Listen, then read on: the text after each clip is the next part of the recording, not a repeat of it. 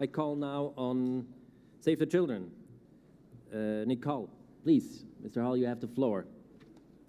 Thank you, Mr. President. Esteemed delegates, I'm presenting this statement on behalf of one of the world's largest civil society organizations that focuses on children. Save the Children prioritizes disaster risk reduction across both our development and our humanitarian work.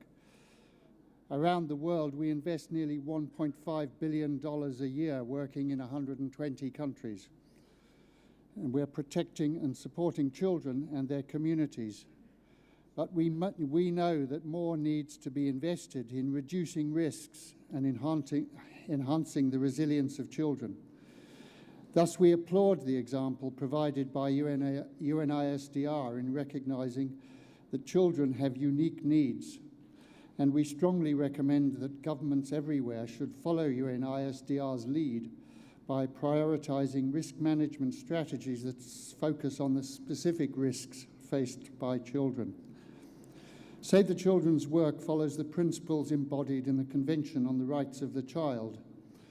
Governments are signatories to this important convention too, and this means that children's rights to survival, to protection and to development should not be negotiable. They are non-negotiable.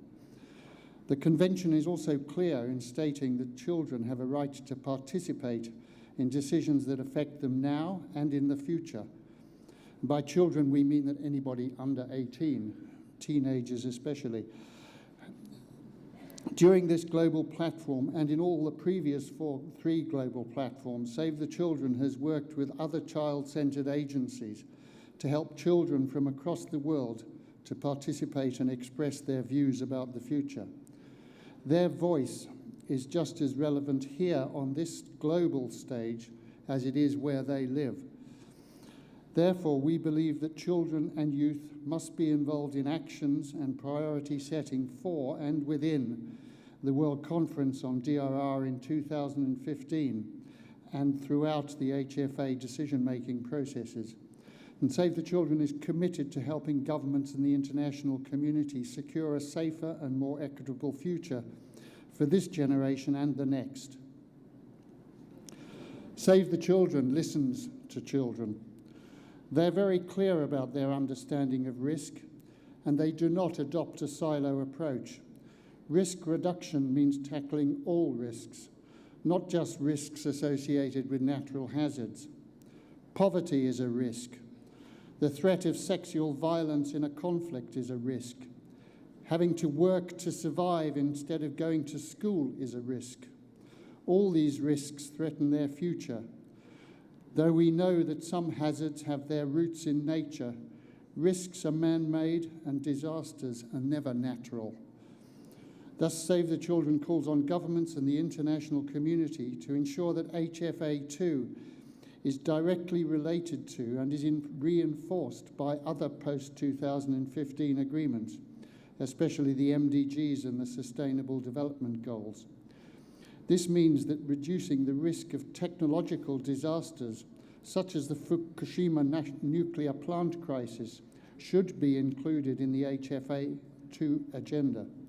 It also means that risk reduction in violent conflict settings should not be ignored in the HFA2 agenda. Risk reduction is everybody's responsibility. Save the Children is pleased to be working with all stakeholders in this endeavour, especially with governments. We see it clearly as part of our role to be working with and supporting governments at all levels, from local to national. And we understand the importance of engaging with the private sector. Development and humanitarian aid is a tiny proportion of global economic activity, and yet it plays an integral role.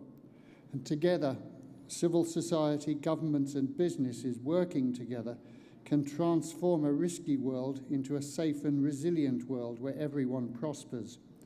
This won't be easy, it will take time, and it certainly does not mean business as usual. We need to invest in anticipatory activities, and we need to act early to reduce the vulnerabilities of those most at risk, to minimize the likelihood of disaster. It means that there must be a shift from response to risk management, so we are risk-proofing development. The foundation for building a resilient future begins with prioritising forward-looking, multi-sectoral, not siloed risk analysis. The HFA emphasises the importance of education. Save the Children calls on all governments to have a plan in place by 2015 to ensure that every new school is disaster resilient. We're working with the international community and with governments on this, and we believe that the HFA too should include a focus on education.